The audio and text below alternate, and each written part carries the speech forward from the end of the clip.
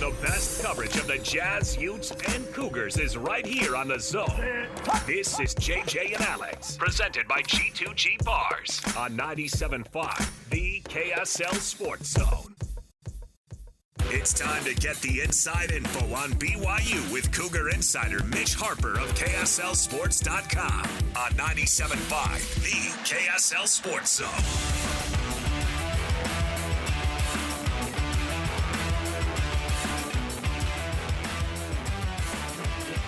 All right, everybody, welcome on back. It is 97.5, the KSL Sports Zone. Alex, Kirry, Jeremiah, Jensen, thanks for being with us on the program. Our program brought to you by G2G Bars. All natural ingredients and no preservatives make the G2G Bar the perfect protein bar. As the voice just said, we're going to get right to Mitch Harper here, top of the hour. So let's get to the cut right here and join Mitch Harper, very front end of the hour. Let's do it. It's time for the biggest story of the day. This is what made the cut with JJ and Alex on 97.5, the KSL Sports Zone. Trajan Wealth brings you this portion of the program. TRAJANwealth.com. Trajan Wealth for all your trusted local needs in retirement. TrajanWealth.com. Joining us on the program, he is Mitch Harper. Mitch, what's going on, man? Quite the day for you. Very busy. Exciting, though, to have some resolution to BYU's quarterback situation, because when you think about it, this has been a 3-month ordeal. Since Jake Retzloff and that public civil lawsuit that came out, and that was May 21st, and now it's August 19th. So 3 months of wondering who will it be at quarterback, and now they've got their answer, and you can really start to turn the page and start to project and forecast what this BYU football team is going to be with Bear Bachmeier leading the way. Yeah, before we get into some of those details and what this might look like, I wanted to touch on the history, and you wrote about it today on KSLSports.com. This is pretty rare for BYU to turn to a true freshman quarterback, especially in a season opener. It is, and there's only been 7 quarterbacks in BYU football history to start a game as a true freshman. None have started week 1. Jake Heaps came close in 2010. He was just the second quarterback in that alternating drive situation against Washington in 2010.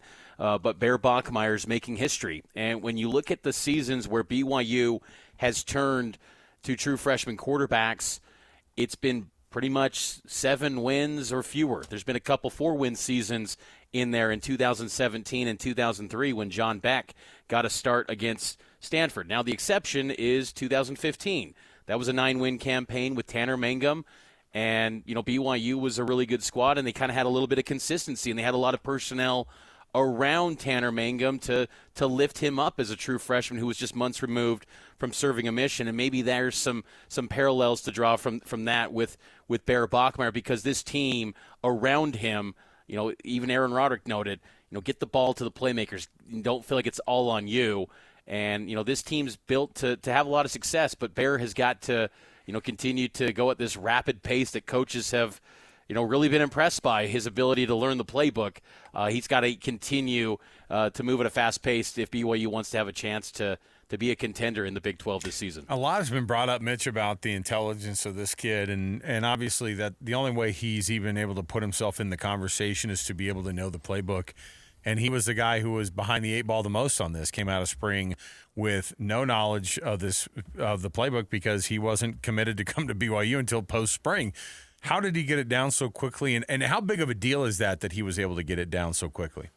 I talked to Kalani Sitake after practice today, after his general media session, and kind of went to the side, kind of one-on-one with him to just recap camp, and he noted how Bear has just put in a ton of hours in studying, and but he did highlight just how smart he is. We've heard a lot about that since the Bachmeiers committed to BYU, and his ability to just process information at a really fast pace, and it's put him in a position where they feel very comfortable with him, to the point where Aaron Roderick today is saying he can do things at a high level just like Jaron Hall and Zach Wilson and Jake Retzloff. I thought that was quite the endorsement to put that out there before Bear Bachmeier's played a game, and so they're really impressed with him. And even today, there were some really high moments where he had a great completion to Carson Ryan. He had a nice pass downfield to Cody Hagan.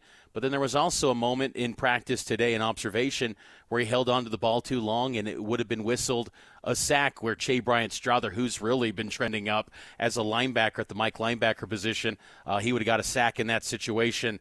So I think that's just kind of what you have to expect. But the nice thing is, it seems like Bear Bachmeier is not thinking too much, and that he can process things quickly, and we'll see how it goes in games. But I think what's nice for him is that this schedule, how it sets up, he should be able to build some confidence in game, because BYU at a minimum should be 2-0 after those two games, and then they go out on the road against East Carolina and get on with Big 12 play. So that's the next thought for me is, okay, they've got this true freshman quarterback. He's been impressive in camp. He's got the playbook down, which is remarkable, but he's still a true freshman. What's this going to look like in the games? Like, are they going to open up everything to him? Are they going to be run focused? Are they going to open up in the pass game? What are we going to see from BYU's offense right out of the gate with a true freshman quarterback? It's going to be a little bit of last year, where you're going to take your time and you're going to rely on the run game. Remember that SMU game where it was relying heavily on L.J. Martin early in that contest until he suffered an ankle injury. Mm-hmm. I would expect they're going to turn to L.J. quite a bit, and he's got to stay healthy. That is critical for BYU this season. Sione Moa has looked really good in camp, and he's that number 2 running back, and Aaron Roderick, to no surprise, noted that when discussing the pecking order at running back. But L.J. Martin's got to be huge for BYU, and I think he's got to get a big workload. Last year he averaged about 13 carries per game. I think that number's got to hover around 20 because L.J. Martin, he's looked great in camp.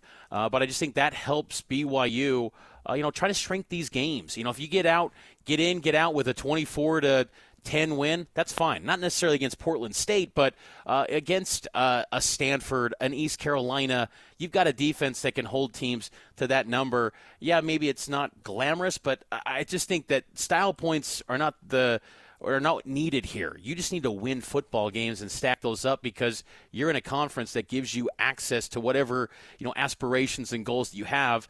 Try to shrink the game, run the football. Aaron Roderick said all the right things today, that they're going to still be aggressive, and I would expect that. And I think playing against Portland State allows for that early on. But to its core, you got to take care of the football, get the ball to L.J. Martin, and I think create some short passes, get Chase Roberts involved, some quick hit passes, and get the ball to the playmakers. So, they can be in a position to, have some success with getting the ball to those guys. So he also mentioned in the same breath, A-Rod did, about the, hey, you're going to have L.J. Martin and Sione Moa, who are going to they're going to lean heavily on, hopefully, to be able to open things up for this freshman, to take some pressure off of him too. But he also named off all the the tight ends, and he said, hey, and those 3 wide receivers, and he rattled them off, and he said, Chase, JoJo, and Parker, those are your first 3 guys. Mentioned a little bit about how Cody Hagan and Tiger Bachmeier are helping out. How much do you think those top 3 wide receivers for BYU obviously we look at Chase Roberts and you go, that guy is, the exact opposite of Bear Bachmeier in the sense that he's been in the program forever. He's got a lot of years under his belt. There must have been a connection with those guys to make this type of a thing happen. How much of a connection does he have with that wide receiver core? Well, it looks good so far. I mean, I think that, obviously the connection with Tiger Bachmeier, his brother, but, Cody Hagan's been a guy that I think's really stood out in fall camp, and JoJo Phillips, too. I think JoJo Phillips is due for a big leap forward this year in his sophomore season. We didn't see much of Parker Kingston early in camp, but we've seen a lot of him in the last 2 weeks, and he's looked great as far as his speed goes. And, he's going to be a guy that has to take on a bigger spotlight. When he's getting named, wide receiver 3, that's a role where he's never lived in as a wide receiver. He's been, primarily thrived as a specials play guy where he can throw the football, and then, of course, in punt return, where I would expect he's going to continue to be there. But I think the receiving unit is good. I just think the question I have about that position outside of Chase Roberts is no one has done it week after week consistently, whether it's wide receiver 2, wide receiver 3, and on down. Tiger Bachmeier had moments at Stanford, but really last year when you look at the stats and some of the snap counts, not much of an impact. So consistently contributing at a high level, who can pair up with, Chase Roberts. I think that's still a question I kind of have. There's signs of talent. I think Cody Hagan, to me, is a guy that's going to be excellent for BYU. I wouldn't be surprised if he eventually emerges as that wide receiver, too, over the course of this season for BYU. I think he's been excellent this year. And I think the tight ends, too. Carson Ryan has been a standout. I mean, many of the plays that I reference as observation window highlights for Bear Bachmeier have coincided with targets to Carson Ryan. They're going to utilize him in the passing game, and then you've got a really talented blocking tight end and a guy that can be a factor in the receiving game in Kean Need, nephew to former BYU tight end Spencer Need. Kean Need's going to be, I think, a good one for BYU. He's probably that second tight end. You look at guys like Ethan Erickson, maybe a redshirt freshman, Will Zundel, to kind of round out that tight end group. But, they have options. It's just, again, after the tight end one and wide receiver one, it's a little bit of a question still of what they will perform and produce week after week. We've seen teams in the past, even BYU last year, waiting until the huddle breaks to find out who's going to start in game one. Why did they choose now to make this announcement and get it out of the way? Well, because, this is a situation where it's out there, and still Portland State has no clue how they're going to utilize Bear Bachmeier. Last year, Jake Retzloff, they had film on Retzloff and how BYU was kind of using him. Same with Gary Bohannon as far as his college career. It's still a mystery of what, Bear is ultimately going to be and look like in BYU's offense. Yeah, they've got some B-roll footage from BYU you can turn to, but really you just don't know truly what he's going to be. And the same would have been the case for McKay Hillstead or Trayson Bourget had they won this job. And I think also just it's now fun to kind of transition into focusing on what this team will look like this year with a new QB instead of, again, asking the same question about the quarterback. Just, talking to Kalani, you could just get a sense of just, not I want to say relief, but just a sense of, okay, let's just turn the page now. Because, again, it's been a loaded 3 months. And, it's everyone's just kind of, it seemed easily moved on.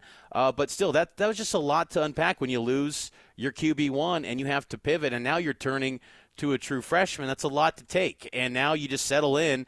You hope he stays healthy. They still got to sort out who's going to be that starting five along the offensive line. I would expect Isaiah Jada, Andrew Gentry at the tackles, Waylon Lopwall. Now, he's been a little bit banged up throughout fall camp and been limited. Aaron Roderick's been pretty transparent about that, and we've seen that. But Bruce Mitchell at center. Right guard, you maybe go Leah Usa or Sonny Mocassini. So there's still some sorting out to do there, but keep Bear Bachmeier upright, make sure he stays healthy and limits the hits, and see if he can, do some great things for BYU this year. BYU insider for KSLSports.com, Mitch Harper, joining the program, give us an update on the starting quarterback, of course, Bear Bachmeier being named that quarterback today. How much of it, too, was just that Bear did such a good job that it was like, look, no one's keeping it under their hat anymore. This guy's getting all the first team reps. Yeah, and I think, too, it was noteworthy as well last week when, BYU did something they really haven't done since COVID, was open up a practice to the fans. And all those first-team snaps, it was a very brief practice. It was only 19 plays of actually live work. But the first-team snaps were all to Bear Bachmeier. And it was almost like there is a coronation for Bear Bachmeier unofficially in that moment to show the fans, this is your guy. And then he had some moments. He did have a pick in that 7-on-7 portion of the practice to Falatau Satuala, but he also had some great throws too, which, again, just that's his upside and his potential is very intriguing. But I just, there's still that element of, we look at this schedule and think those first six before Utah, you could maybe drop 6-0, maybe 5-1. But maybe there's a game or two that's just laying in the weeds when you're dealing with a true freshman that could be much tougher than we realize, because maybe he has a day where it's 4 picks. That just happens with a true freshman. You kind of have to expect that, but you'd like to think with the veteran presence that this team has, they're going to name their captains coming up in a few days. The team is But you'd like to think that, that veteran presence of guys like Chase Roberts, even a Carson Ryan who's been around the block in college football, that they can kind of help navigate any sort of adversity that Bear Bachmeier does face in this true freshman campaign, because it will happen. It's just a matter of where's it going to be and how quickly can he respond. 2 years ago, when BYU was faced with adversity with a veteran quarterback, they folded like a tent and they could not recover. This group, are they better equipped to respond to adversity? Because it will happen for them when you're having a true freshman quarterback, but they love the maturity of Bear and what he's done so far. Yeah, I think that East Carolina game could be a little trickier than people think, just because they're not a Power 4 team. But that's a tough game on the road. That's going to be a great test for Bear and the rest of the Cougars. We've focused so much on this quarterback battle, and for good reason. And it's been a fascinating story and a surprise to us, at least. Guys in the locker room obviously aren't surprised, but I think we're surprised how this has developed, and it's been a freshman that's emerged. What are some of the other things, as camp concluded today, that fans may be interested in that we just haven't paid much attention to because our focus has been squarely on the quarterback position? I think the depth at defensive tackle is going to be interesting. I think your starters right now are Tanavasa and John Talmoy-Peyu, JT, but the absence of Justin Kirkland, still have not seen him go through a practice. He was at practice today, but still not suited up in the final practice of fall camp, and so just kind of what that depth chart looks like if you're trying to keep bodies fresh in the interior. Who's that second line? I think that'll be something to watch. Also, the cornerback position. Maury Bomba's going to be that number one guy, and General Guilford's even told me that he's really kind of taken the throne at that position at cornerback. But who's his counterpart on the other side?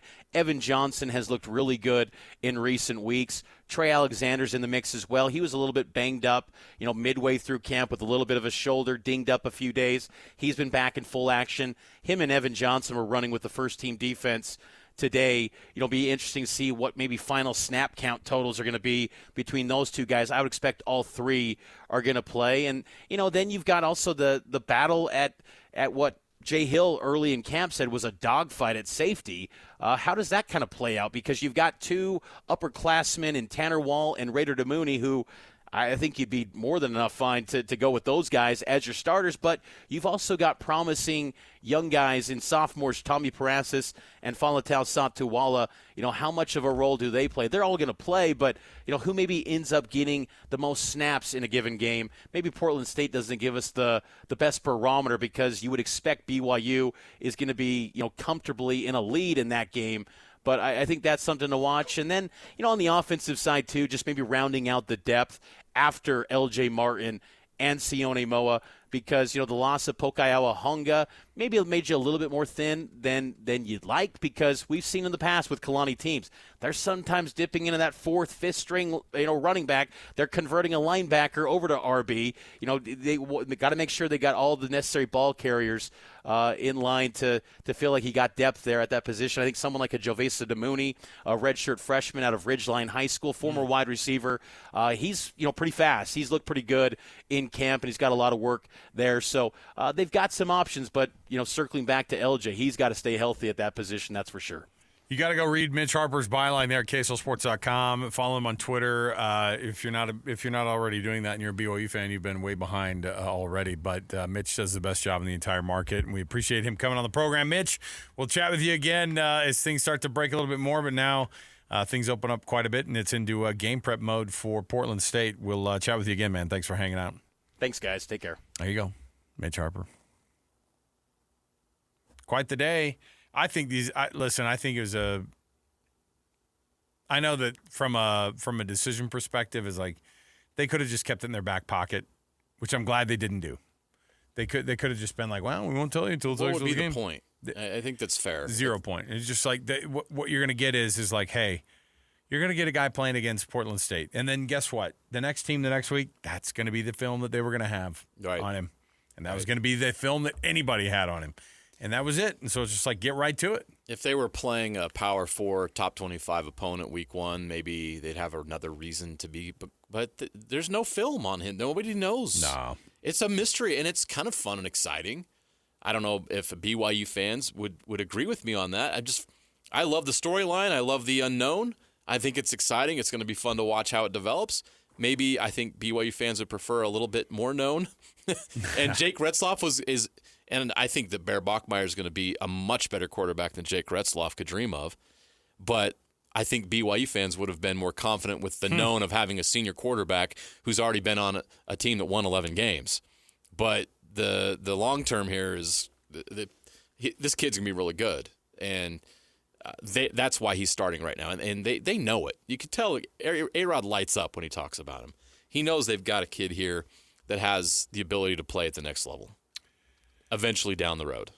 We'll come back. We've got more to go around the corner. Stay here, 97.5 the KSL Sports Zone. All the latest news and notes from the league and the locals in the NFL. JJ and Alex bring you the NFL Blitz on 97.5 the KSL Sports Zone.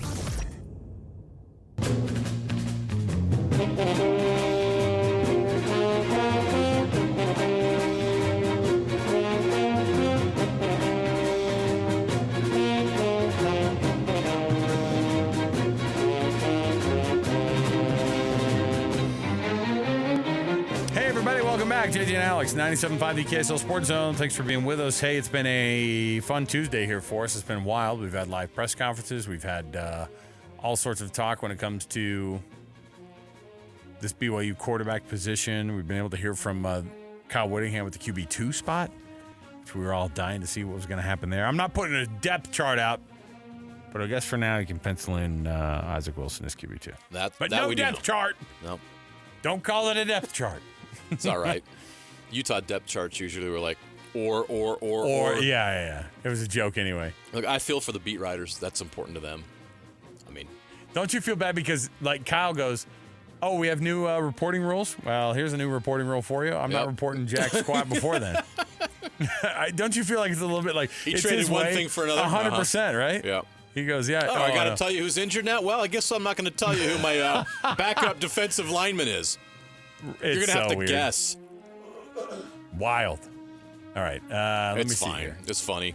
It is, but it's also the Kyle way, right? Mm-hmm. We've got tickets to give away on another Free Ticket Tuesday. You ready for this?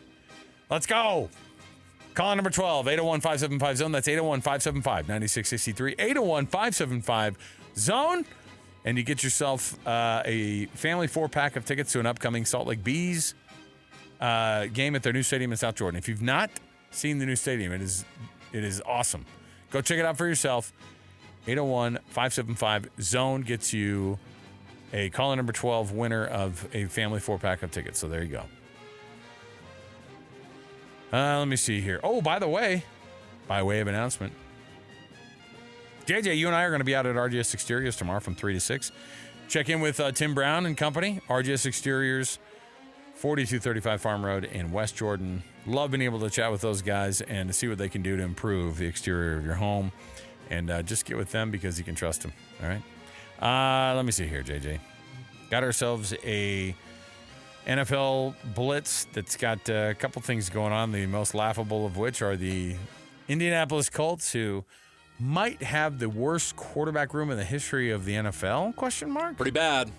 And that's a year when the Browns named Joe Flacco, and they're not just naming Joe Flacco. They're like, oh, he is beyond. Joe Flacco is beyond the starter. We're so excited to name him the starter right now. At this point, would you rather have Joe Flacco or Daniel Jones? I already said it. Joe freaking Flacco, man. It's got to be Joe. So it's a wild deal. It's a tough thing. I'm pulling for Daniel Jones because he's a guy that everyone wrote off. It'd be a great story. I think it'd be awesome. He has won a playoff game as a starter. He's also extremely talented. Like, he's extremely athletic. But you talk about guys who've been whose mental game right now is off.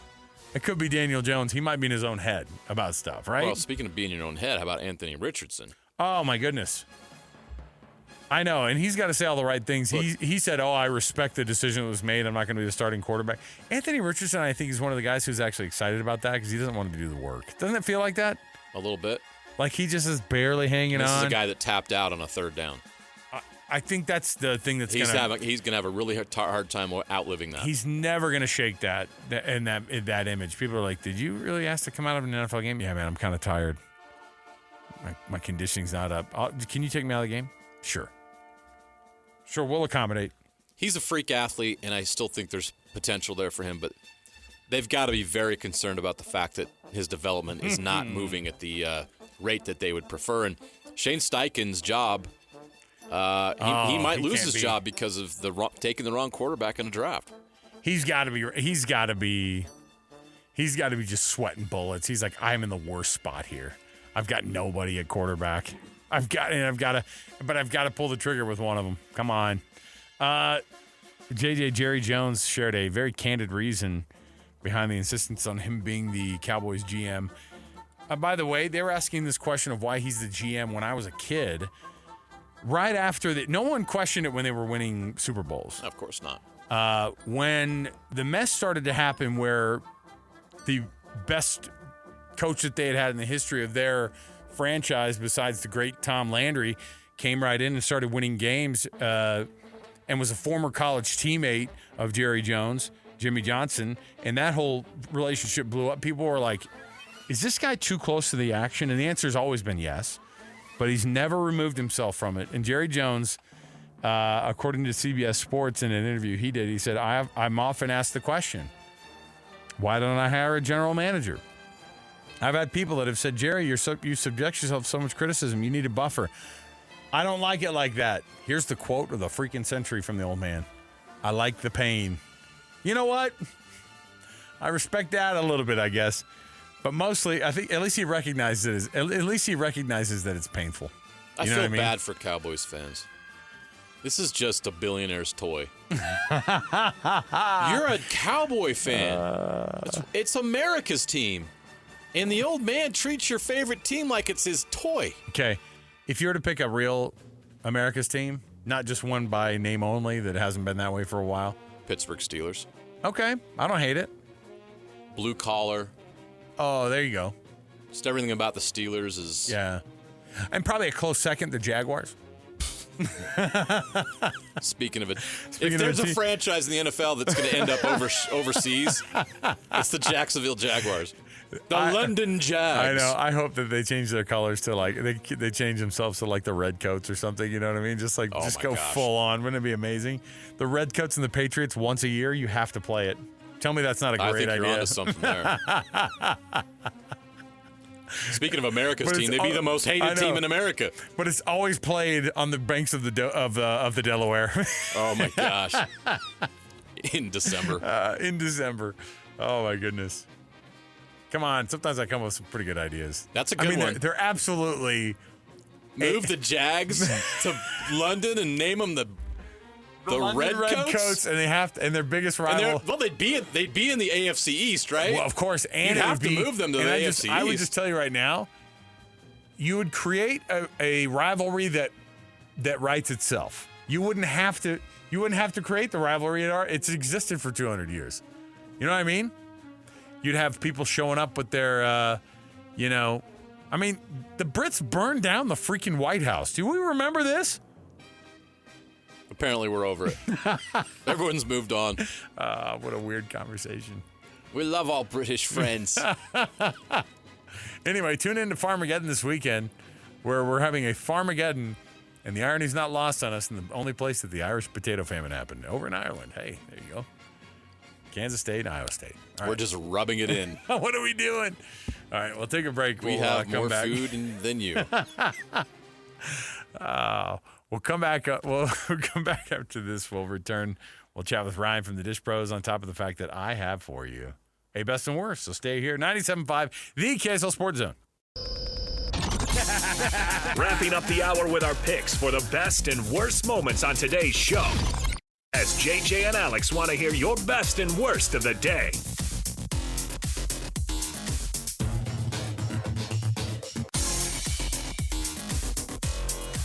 Welcome back, everybody. JJ and Alex, 97.5, the KSL Sports Zone. This music, of course, ushers in our best and worst segment.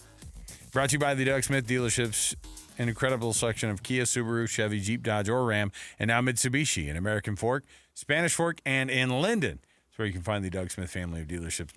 Nobody knows cars like Doug. All right, the best is, how about some hockey news, JJ? Love it. In August, I'll take it. Now, I mean, I don't know what this means, but Logan Cooley and Clayton Keller have been asked to attend the Team USA's Olympic orientation camp. Ooh. That Or is sounds that fun. a little bit of a preemptive, like, hey, let's get these guys in, a little bit of a half tryout? I think The way they performed in the summer, after Clayton Keller got passed on in Four Nations, Yeah. I think they realized that they made a mistake. And Cooley might be a touch young still. I mean, he's 20, maybe 21 now. And it's how not many like, big names they'll pass on the Olympics, I wonder. Well, that's what's interesting about the the NHL is I think that so much of the league is slotted in and they go and they play for their countries during the season, and that's the break that they take, that it's an important deal. It's beyond important. Yeah. I mean, the Olympics is the biggest major tournament in hockey. I wish everything was like this, right?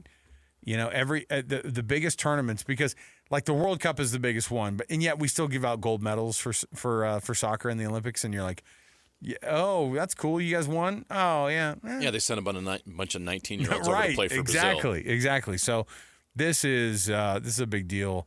I think at the very least, Clayton Keller, you're going to see with that Team USA official jersey on. That'd be cool. Be nice if we saw two of the Utah Mammoth on there, but we'll see. The worst is, did you see the video of this too? Victor Robles gets We showed suspended it on Game Sport- Night, or Game Night Live? KSL Sports Live. Oh, yeah. on Sunday night. So it's one thing to charge the mound. It's another one to throw your bat at a pitcher. Now, Victor Robles is in a rehab game, and I think he takes a little bit of umbrage because he almost got hit by a pitch. He felt like the pitcher had come at him on purpose. It almost hit him in the face. And when you're rehabbing, that's a scary situation already. And if you're already being told you might not, you're trying to get back. So a guy puts that in jeopardy. I can see why he's upset. You cannot throw a bat at a person. That's probably the biggest no-no in baseball. Outside of killing a guy, Outside of being Pedro Martinez and throwing down an old... outside of breaking the bat in half and stabbing someone with it, down yeah, an that's old- pretty bad. I don't remember ever seeing a guy throw a bat at another player. Do you? I don't No. recall that. No, I think That's why I was so taken aback by it it was on very Sunday. weird. We saw that on Twitter because it's PCL game. Yeah, it's yeah. a little bit under the radar, Yeah, right? sure. And so I saw it pop up. I'm like, oh my gosh, I've never seen that before. I'm going to put that right up there with when Pedro Martinez threw down Don Zimmer. Remember that whole thing? Yeah, was beating so up senior wild. citizen. How dare you? Well, I mean, he was being charged by him. He was like a bull. He gave him the old Olay, grabbed his face, and threw him You down. mess the bull, you get the horns. Oh, my goodness. So there it is, your best and worst. All right, we'll take another break here. We'll come back. We've got more to go. You don't want to miss any of it. Stay here, 97.5 The KSL Sports Zone.